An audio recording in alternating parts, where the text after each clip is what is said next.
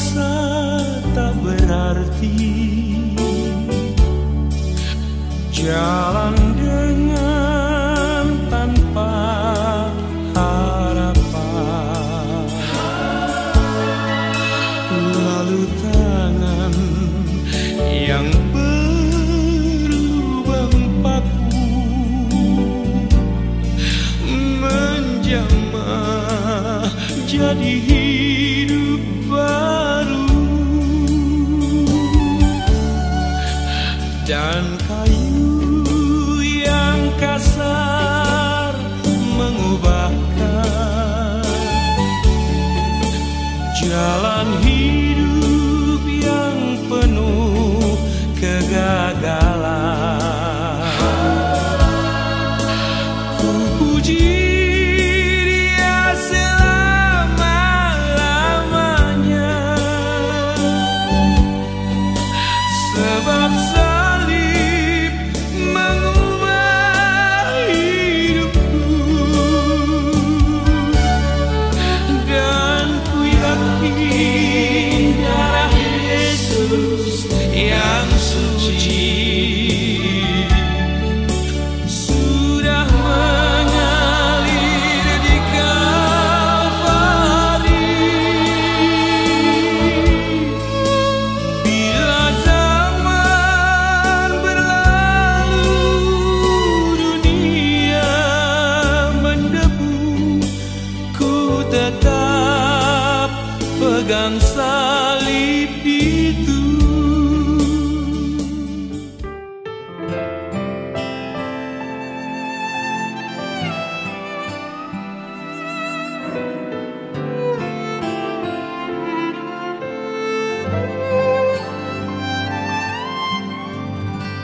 Terima kasih oh Tuhan,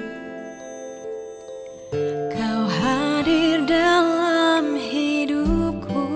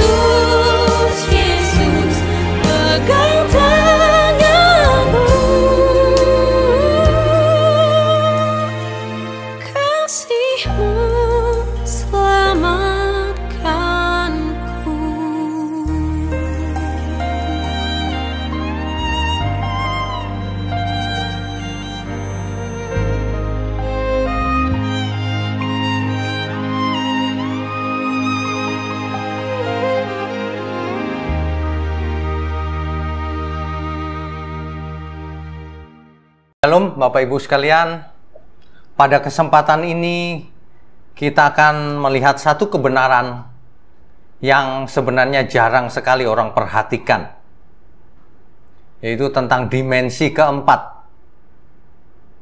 Banyak orang mengenal adanya 3 dimensi, tetapi sebenarnya ada dimensi keempat. Kalau kita bicara 3 dimensi, maka kita bicara soal panjang, lebar, dan tinggi. Sebenarnya kita bicara sedang membahas satu ruang sebenarnya. 3 dimensi itu ruang. Sedangkan dimensi keempat, kalau 3 dimensi kita bisa bikin sumbunya X, Y, and Z. Tapi sumbu keempat ini adalah waktu. Dimensi keempat itu waktu.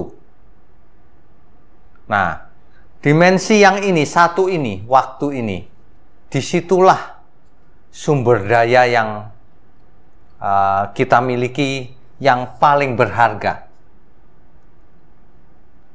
4 dimensi ini, sebenarnya kita hidup itu bukan di dalam 3 dimensi, di dalam 4 dimensi. Termasuk di dalam waktu. Ya. Makanya ada istilah space and time.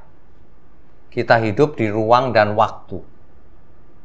Nah, kalau kita bicara soal dimensi, semuanya ini tercipta sejak awal penciptaan. Di Kejadian 1 ayat 1 dikatakan demikian. Pada mulanya Allah menciptakan langit dan bumi. Langit, segala yang ada di jagat raya. Bumi adalah planet biru yang kita sedang tempati sekarang ini. Semuanya ini diciptakan oleh Allah, Elohim. Dari tidak ada menjadi ada tanpa bahan. Otomatis di dalamnya segala hal, baik space maupun time, ruang maupun waktu tercipta. Kalau sebelumnya tidak ada ruang, tidak ada waktu, sekarang menjadi ada ruang, ada waktu.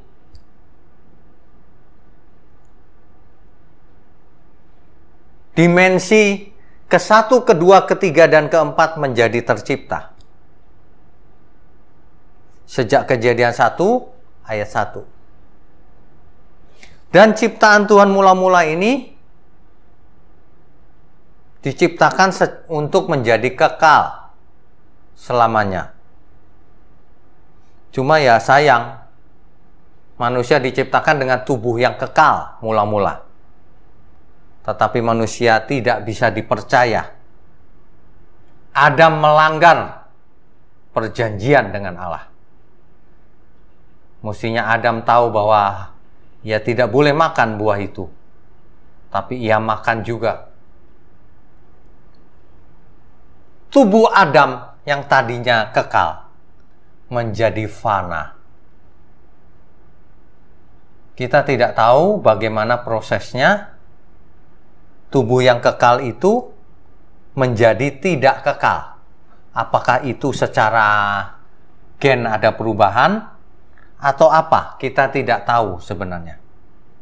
Apakah terjadi perubahan DNA di dalam manusia? Kita juga tidak tahu.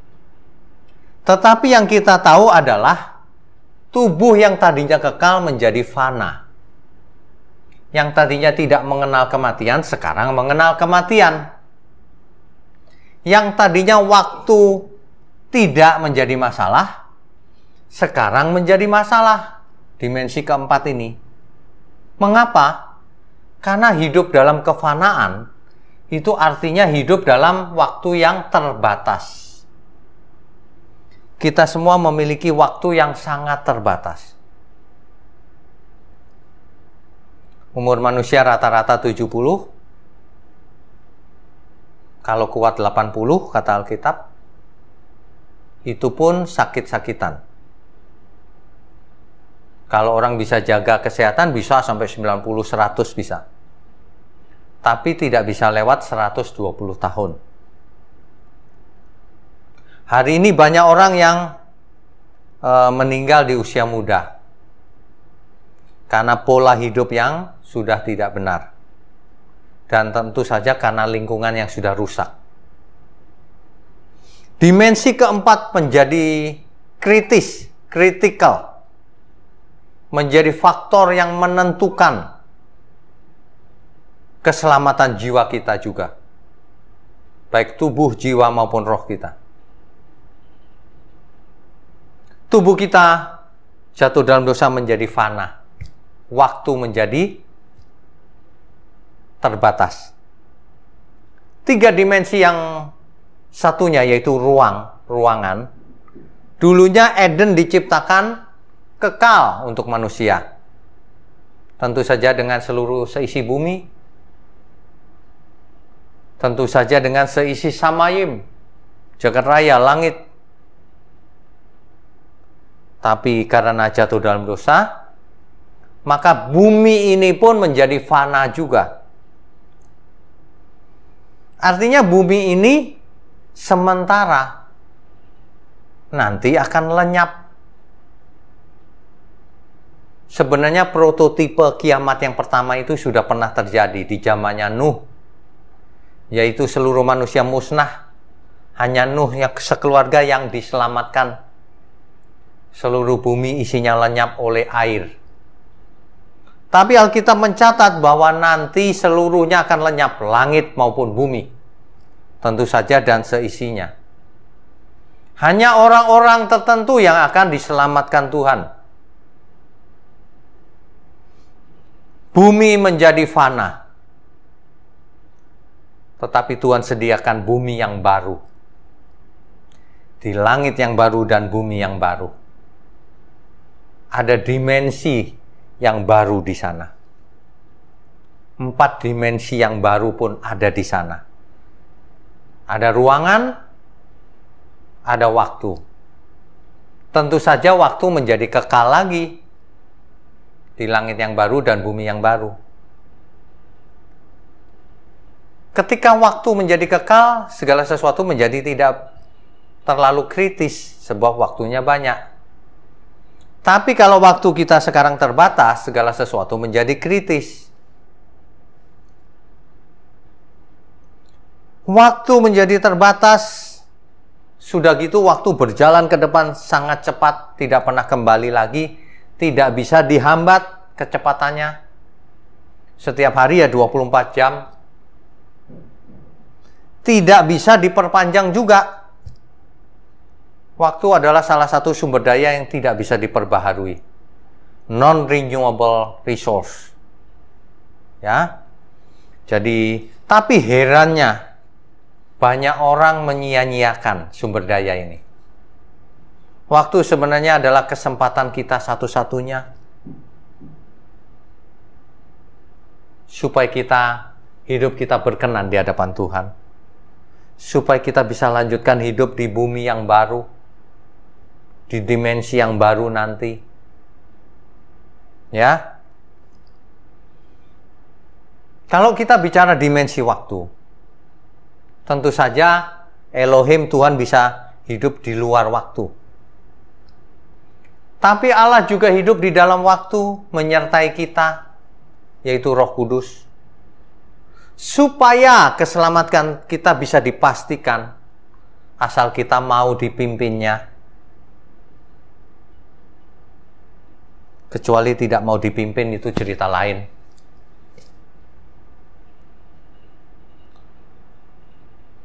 Menurut para ilmuwan, waktu ini tercipta pada waktu dentuman awal yang hebat. Big Bang Theory. Ya, Big Bang ini hipotesa sih, saudara. Bisa benar, bisa tidak. Tetapi kalaupun itu benar, itu adalah cara Tuhan memproses, menciptakan langit dan bumi. Ya. Di Kejadian 1 ayat 14. Coba kalau kita baca Kejadian 1 ayat 14. Berfirmanlah Allah, jadilah benda-benda penerang pada cakrawala untuk memisahkan siang dari malam. Biarlah benda-benda penerang itu menjadi tanda yang menunjukkan masa-masa yang tetap, waktu yang tetap, dan hari-hari dan tahun-tahun. Tuhan menciptakan benda-benda ini sebagai penanda waktu, Bapak Ibu. Supaya kita tahu dari detik menjadi menit, menit menjadi jam, jam menjadi hari, dan hari-hari pun berjalan terus menjadi bulan. Bulan demi bulan berganti menjadi tahun, dan tahun pun berganti terus. Dan manusia harus kembali menjadi debu. Tragis ya. Manusia yang jatuh ke dalam dosa ini menjadi tragis hidupnya. Ujungnya adalah kematian. Ada istilah memento mori. Ingatlah hari kematianmu. Hari ini kalau masih ada yang sombong, ingatlah hari kematianmu. Bisa terjadi kapan saja, di mana saja, dengan cara apa saja.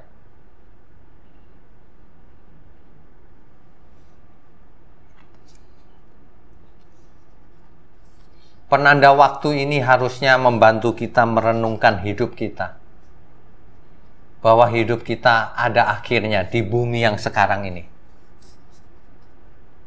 Itu sebabnya jangan sampai hidup kita tidak berguna atau sia-sia, atau ketika mati ditolak Tuhan. Adam mula-mula hidup kekal, tetapi ia sengaja memilih untuk memberontak. Kita baca Hosea 6 ayat 7. Hosea pasal 6 ayat yang ke-7. Tetapi mereka itu telah melangkahi perjanjian di Adam. Di sana mereka telah berkhianat terhadap aku. Terjemahan ini agak aneh kalau dibaca di Adam katanya. Padahal bahasa Ibraninya ke Adam.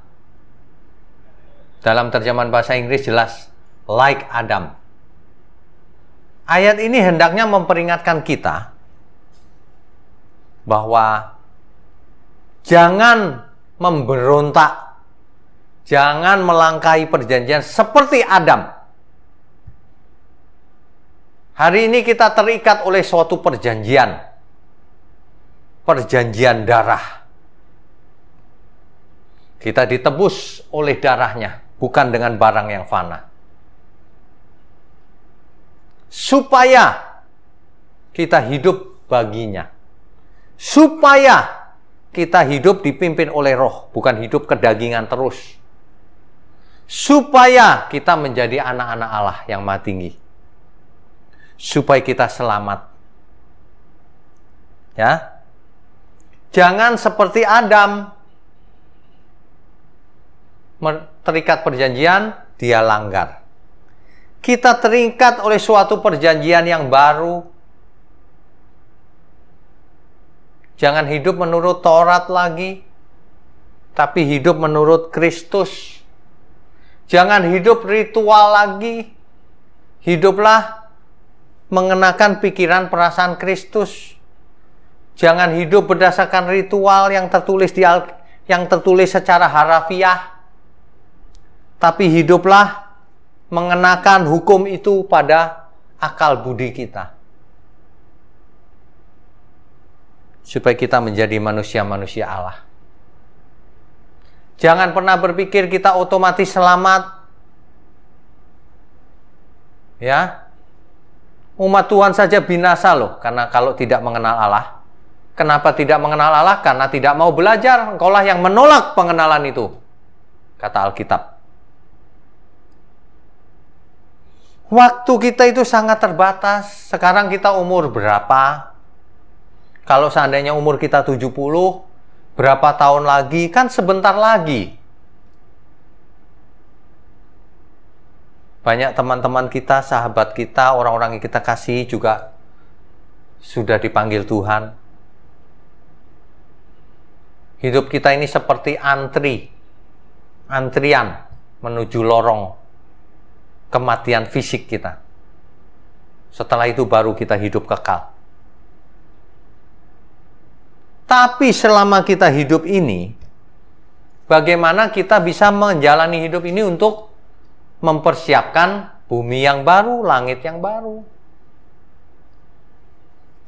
Bagaimana kita memastikan bahwa kita diterima Tuhan, kita diselamatkan? Jangan berkata otomatis. Sebab kita hidup ini mempunyai hutang terhadap Tuhan. Hutangnya apa? Supaya hidup tidak menuruti daging, tapi menuruti roh. Sebab kalau kita hidup menurut daging, kamu mati, kata Alkitab. Bukan mati fisiknya tuh, binasa. Tapi kalau kamu hidup menurut roh, kamu akan hidup kekal. Ya. Hari ini kita juga punya waktu yang sama. Bapak Ibu pernah nggak merenungkan? Matahari kita ini masih sama seperti dahulu Adam lihat matahari. Langit yang ada ini adalah langit yang Adam lihat juga. Yang Abraham lihat. Masih sama. Kita hidup di dimensi waktu yang sama. Cuma umur kita sekarang tidak sepanjang mereka. Kita hidup apalagi di suasana pandemi seperti ini. Ya. Banyak orang tidak menghayati bahwa waktu yang kita punya itu terbatas dan sangat pendek. Buktinya apa? Buktinya fokusnya pada yang lain. Harusnya kalau seseorang hidup menyadari, waduh, waktunya terbatas, tentu ia tidak akan buang-buang waktu untuk mengerjakan sesuatu yang tidak berguna. Tentu ia akan fokus pada hal-hal yang utama, yang primer, bukan yang sekunder, apalagi yang tersier. Yang utamalah yang harus kita utamakan. Sebab waktu yang kita punya benar-benar terbatas. Ya. Coba kita baca ayat ini, ada kebenaran yang luar biasa. Pengkhotbah 3 ayat 17. Pengkhotbah pasal 3 ayatnya yang ke-17.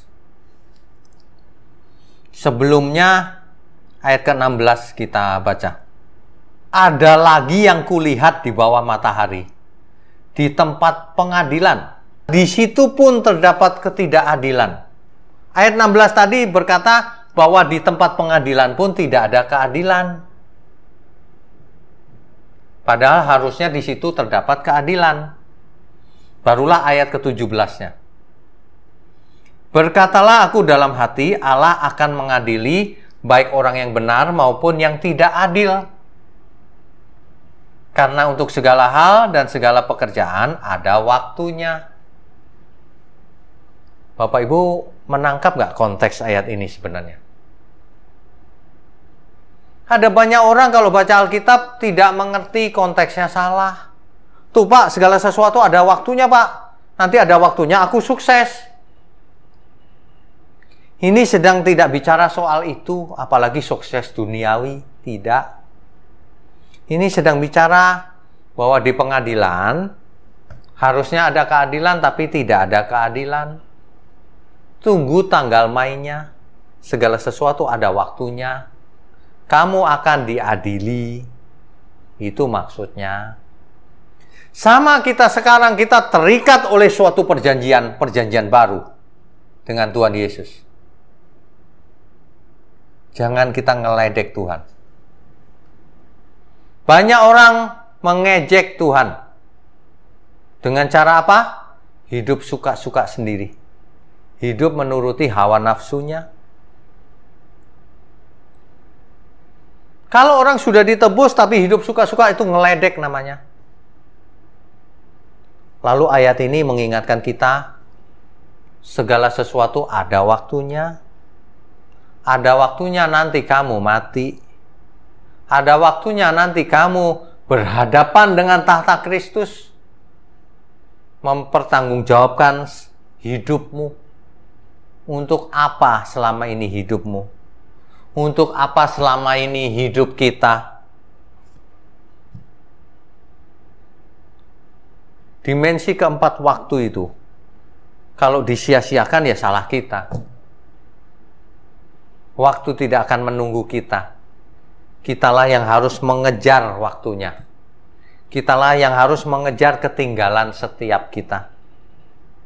Ya, segala sesuatu ada waktunya. Jangan suka, masih lama Pak. Banyak orang tiba-tiba mati Bapak Ibu. Segala sesuatu ada waktunya. Waktu adalah sumber daya yang sangat tak terbatas. Jadi kalau banyak orang mengejar kekayaan dunia dengan menyia-nyiakan waktunya untuk tidak cari Tuhan, itu sebenarnya kebodohan. Sebab yang paling berharga adalah waktu ketika dipakai untuk mencari Tuhan. Dan waktu ini ada elemennya. Lamanya kita cuma 70-80 tahun rata-rata. Di setiap waktu kita seringkali mengalami kejadian-kejadian, momentum-momentum tertentu, di mana kita harus ambil keputusan.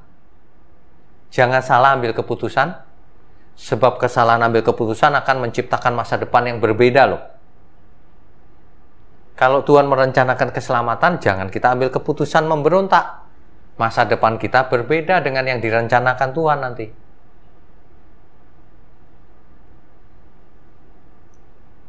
Ingat, waktu ini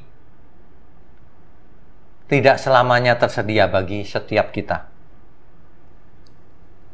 Kalau kita evaluasi hidup kita, sejak bangun pagi sampai malam hari, kemudian tidur dan bangun pagi lagi, apa sih yang selama ini kita lakukan? Apakah kita hidup bagi Tuhan? Atau kita hidup bagi diri sendiri? Atau apa? Coba direnungkan baik-baik Bapak Ibu. Dicatat. Ya. Coba pagi hari saya bangun, apa yang saya kerjakan?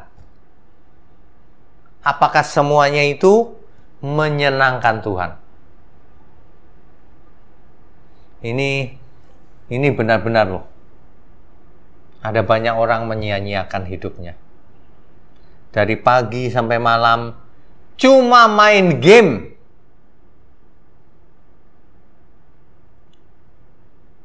Itu namanya membuang-buang waktu. Makanya ada banyak masalah dalam hidupnya. Sudah punya istri masih main game terus. Segala sesuatu ada waktunya. Nanti kamu menuai apa yang kau lakukan.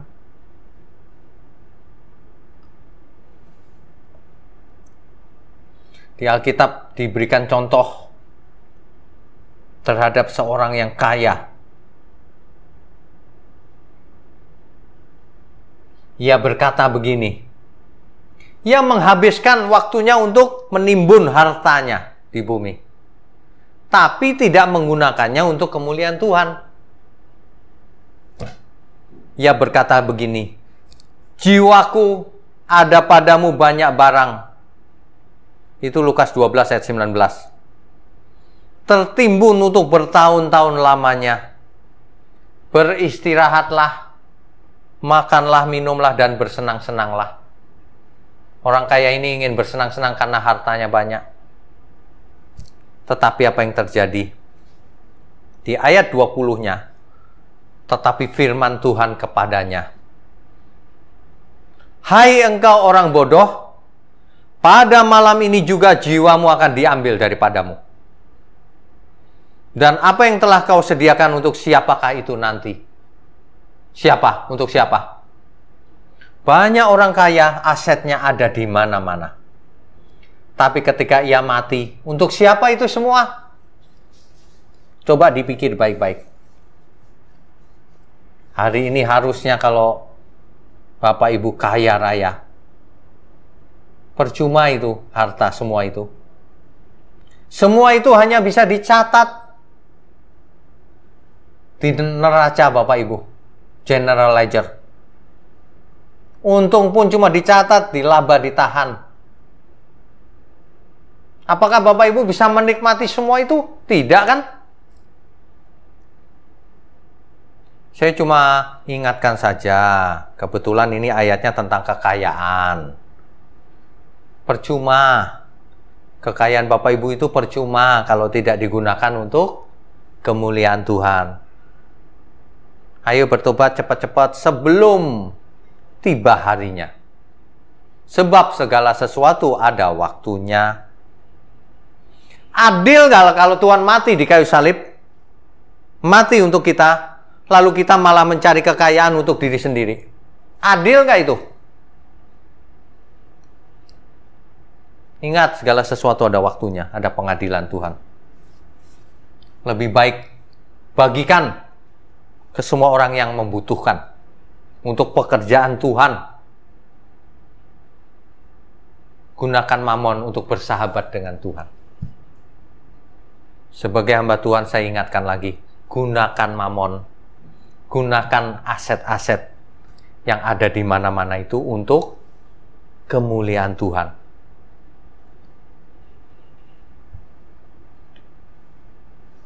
Ayat 20 hendaknya menjadi peringatan bagi orang-orang kaya. Tetapi firman Allah berkata kepadanya, "Hai engkau orang bodoh, pada malam ini juga jiwamu akan diambil daripadamu. Dan apa yang telah kau sediakan untuk siapakah itu nanti?" Enggak untuk siapa-siapa. Ayat 21-nya yang mengerikan. "Demikianlah jadinya dengan orang yang mengumpulkan harta bagi dirinya sendiri jikalau ia tidak kaya di hadapan Allah." Kaya di hadapan Allah itu mempergunakan kekayaannya untuk kepentingan Tuhan. Waduh, banyak orang sudah menyia-nyiakan waktunya, Bapak Ibu. Jadi kalau kita bertanya untuk apa sih waktu kita selama ini? Pengkhotbah 12 ayat 1 mengingatkan demikian. "Ingatlah akan penciptamu pada masa mudamu, sebelum tiba hari-hari yang malang dan mendekat tahun-tahun yang kau katakan, tak ada kesenangan bagiku di dalamnya."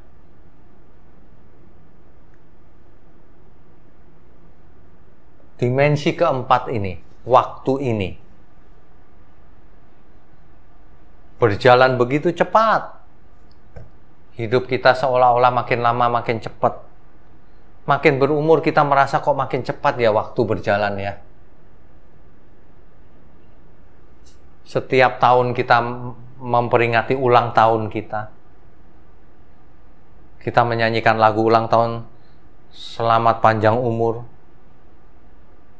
Padahal dengan berulang tahun kita berkurang umurnya. Manusia itu tragis loh. Suka mencari-cari hiburan dirinya sendiri, menyenangkan diri sendiri. Menghibur, padahal tidak ada gunanya. Segala sesuatu ada waktunya. Ini bukan berarti kita frustasi loh, jangan salah ya. Karena segala sesuatu ada waktunya, karena waktunya pendek, karena waktu tidak bisa diperpanjang, maka aku mau fokus mengerjakan, mempersiapkan diriku untuk kekekalan. Maka aku harus bersiap-siap untuk menyongsong hari kematianku. Maka aku harus bekerja keras untuk menyenangkan hati Tuhan. Maka aku harus berusaha hidup kudus, tak bercacat, tak bercelah. Maka aku harus mengenakan pikiran perasaan Kristus sebelum aku mati. Kan mestinya demikian. Bukan, aku sudah sukses, aku mau menikmati hidup sendiri. Itu seperti Alkitab katakan tadi, jangan jadi orang bodoh.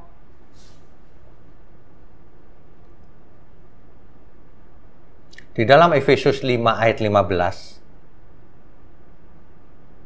dikatakan demikian. Karena itu, perhatikanlah dengan seksama, dengan teliti, bagaimana kamu hidup, bagaimana kita hidup. Janganlah seperti orang bebal, tetapi seperti orang arif. Ketika kita ada di dimensi keempat ini, hidup di dalam waktu, kita perhatikan setiap detail kita lakukan apa dari pagi sampai malam itu. Jangan seperti orang bebal, seperti orang arif. Hari ini kalau kita gunakan handphone kita untuk bersosial media, perhatikan bagaimana jempol kita pakai. Seperti orang arif, jangan seperti orang bebal. Membuat hoax dan banyak hal yang tidak berguna, bahkan jahat di mata Tuhan. Ya. Ayat 16-nya mengingatkan kita demikian. Dan pergunakanlah waktu yang ada, karena hari-hari ini adalah jahat. Pergunakan itu dimensi keempat, yaitu waktu itu. Setiap hari kita hidup di dalamnya. Ayat 17. Sebab itu janganlah kamu bodoh, tetapi usahakanlah supaya kamu mengerti kehendak Tuhan. Kalau Bapak Ibu Saudara sekalian benar-benar serius mendengarkan firman ini, perhatikan kalimatnya. Jangan kamu bodoh, jangan kita bodoh, tetapi usahakanlah supaya kita mengerti kehendak Tuhan. Ayo usaha setiap hari. Kalau bisnis saja, ngotot berusaha. Teliti setiap detail perjanjian yang dibuat. Teliti mencatat aset-aset. Tapi tidak teliti mempersiapkan esok hari kekekalan. Tapi tidak mau belajar mengerti kehendak Tuhan. Ini kan artinya sama saja dengan mencelakakan diri sendiri. Ya. Di sisa umur hidup kita ini, mari kita fokus. Di dalam constraint yang ada, batasan-batasan yang ada, di dalam ruangan yang ada, dengan keadaan fisik kita masing-masing, di dalam waktu yang berjalan, di umur kita masing-masing, mari kita mempersiapkan diri. Khususnya kita umat Tuhan, kita sudah diberi kuasa, diberi hak istimewa, supaya di waktu yang sangat terbatas ini, kita memanfaatkan waktu ini benar-benar optimal, maksimal, dengan sarana-sarana yang sudah Tuhan sediakan. Yaitu, kita sudah dimaafkan, dosa kita diampuni. Kita diberikan firman Tuhan yang bisa kita baca dan renungkan dan lakukan setiap hari. Kita diberi materai Roh Kudus. Kita dipimpin oleh Roh Kudus, disertai setiap hari, setiap saat bahkan. Kita disertai dalam kita mengarungi hidup di dimensi waktu ini. Roh Kudus pun hidup bersama kita di dalam dimensi waktu. Bahkan Roh Kudus juga turut bekerja dalam segala hal untuk mendatangkan kebaikan bagi kita semua. Ya. Mari kita bertobat. Kita siapkan hati kita, pikiran kita, setiap hari, setiap saat. Alkitab itu mencoba dengan berbagai kalimat, dengan berbagai firman, supaya kita mengerti kehendak Tuhan. Dalam Roma 12 ayat 2 dikatakan demikian. Janganlah kamu menjadi serupa dengan dunia ini. Jangan kamu seperti dunia ini, begitu loh maksudnya. Jangan kamu menyembah yang lain, nanti kamu seperti yang kamu sembah itu. Kamu menyembah dunia, ya kamu seperti dunia itu. Tetapi berubahlah oleh pembaharuan budimu. Maksudnya bagaimana pembaharuan budi? Maksudnya adalah sehingga kamu dapat membedakan manakah kehendak Allah, kehendak Tuhan. Mana yang baik, mana yang berkenan kepada Allah, dan yang sempurna.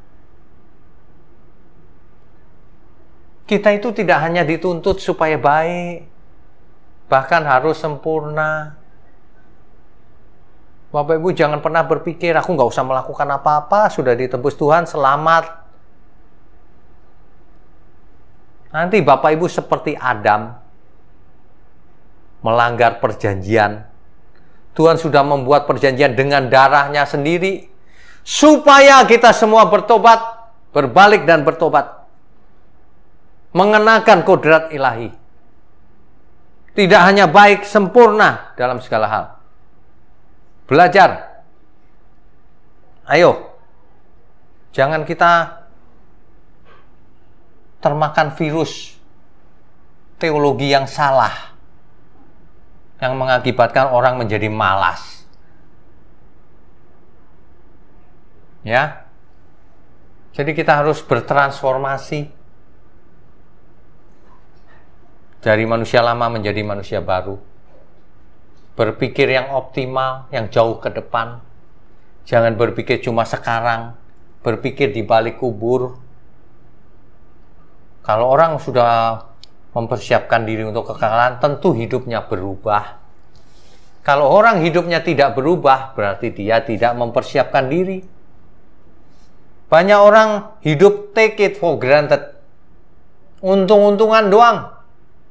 Ya, semoga diterima oleh Tuhan. Loh, Alkitab sudah menjelaskan kehendak Tuhan.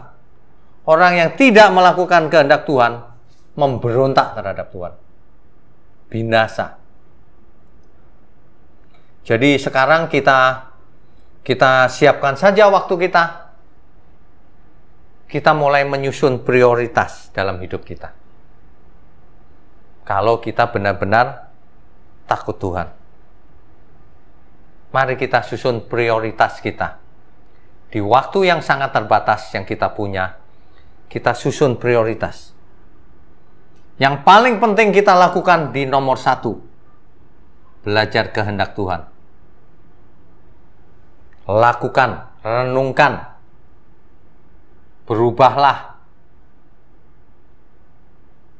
Yang kedua, kerja keras dalam segala hal, belajar keras. Supaya dari hari ke hari kita semakin tepat mengerjakan kehendak Tuhan. Ya. Selain itu kita harus mulai membuang kegiatan-kegiatan yang tidak ada hubungannya dengan keselamatan. Bapak Ibu yang suka main game, nggak usah main lagi. Kita sudah berumur.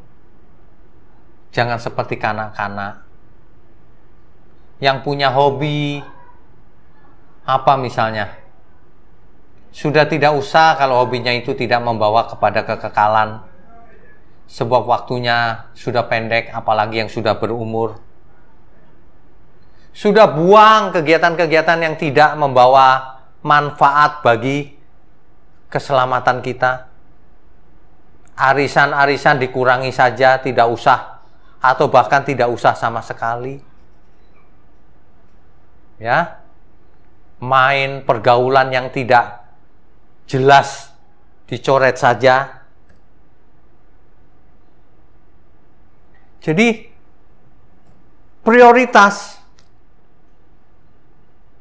prioritaskan hidup kita hanya untuk hal-hal yang berguna. Kalau kita lakukan itu, yang untung bukan siapa-siapa kok, kita juga. Orang yang tidak menghargai waktu yang diberikan Tuhan, sama dengan tidak menghargai anugerah Tuhan. Sebab Tuhan sediakan waktu itu supaya kita meresponi anugerahnya. Supaya di waktu yang ada kita menggunakannya untuk kemuliaan Tuhan. Bukan untuk menikmati diri sendiri. Supaya seluruh hidup kita menyenangkan hati Tuhan. Itu. Sebenarnya itu. Jangan punya proyek sendiri. Mulai sekarang, ayo kita bertobat. Mulai sekarang aku hanya punya satu proyek. Keselamatan jiwa. Dan juga menyelamatkan banyak jiwa. Menjadi berkat bagi sesama. Menjadi teladan. Sehingga Tuhan berkenan atas hidup kita. Sudah hidup jangan aneh-aneh. Jangan punya iman kekanak-kanakan terus. Ayo hidup yang dewasa. Lakukan kehendak Tuhan. Jangan orientasinya duit terus. Jangan orientasinya dompet didoakan. Jangan aneh-aneh. Kerja keras kalau mau dapat duit banyak. Jadi teladan kalau mau didengar omongannya. Jadi berkat supaya kita bisa jadi teladan. Kerjakan kehendak Tuhan supaya kita berkenan bagi Tuhan. Amin, Bapak Ibu. Saya percaya firman yang ditabur dengan benar berkuasa mengubah setiap kita. Saya sangat percaya Tuhan menghendaki setiap kita berubah. Saya sangat percaya firman yang benar menembus pikiran, jiwa, dan roh kita. Supaya berubah. Supaya hidup sesuai kehendak Tuhan. Supaya melalui seluruh hidup kita menjadi ibadah yang sejati, yang menyenangkan Tuhan. Amin. Amin. Mari kita berdoa. Bapa di surga, kami percaya Bapa sudah pimpin kami dari awal sampai akhir. Kami percaya Tuhan menyertai kami dalam seluruh hidup kami. Terima kasih Bapa, terima kasih untuk firman-Mu. Ajari kami terus untuk praktek, untuk melakukan seluruh perintah Tuhan. Terima kasih Bapa, hanya dalam nama Tuhan Yesus kami berdoa dan ucap syukur. Amin.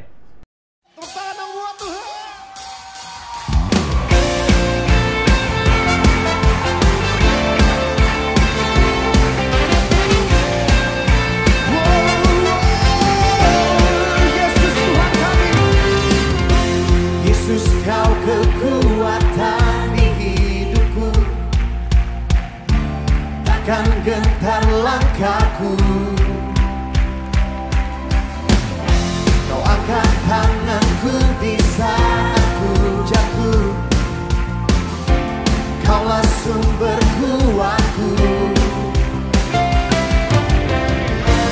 Lembah yang gelap tak ku lewati, sebab Engkau sertaku. Dengan imanku ku diselamatkan oleh kuasa Yesus-Ku. Angkat tanganku, ku sorakan haleluya. Namamu berkuasa, surga bumi nyatakan.